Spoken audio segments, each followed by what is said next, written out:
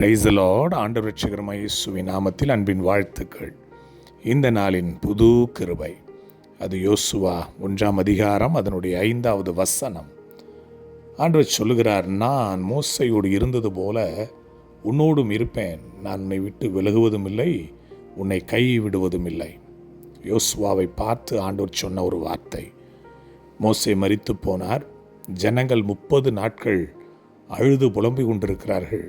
அதற்கு பிறகு யார் இப்படிப்பட்ட இத்தனை லட்சம் ஜனங்களை நடத்தப் போகிறது என்று சொல்லி மிகப்பெரிய கலக்கம். யோசுவாவும் அவனுடைய கூட்டத்தாரும் முகங்குப்புற விழுந்து அழுது கொண்டிருக்கிற வேளையிலே கர்த்தர் சொல்கிறார், யோசுவாவை பார்த்து, எழுந்திரு, மோசையோடு நான் எப்படி இருந்தேனோ அப்படியே உன்னோடு கூட நான் இருப்பேன் என்று அவர் வாக்கு கொடுத்தார்.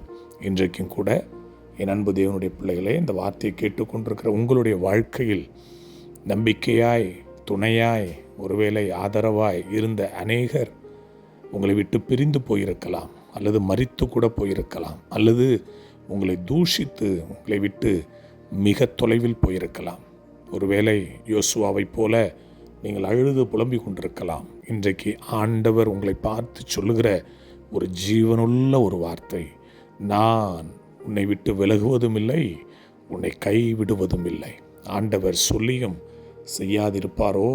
அவர் சொன்னதை செய்து முடிக்கும் வரை கைவிடவே மாட்டார். யோசுவாவோடு இருந்தார், பயணங்களை வாய்க்க பண்ணினார், கானானை சுதந்திரிக்க வைத்தார்.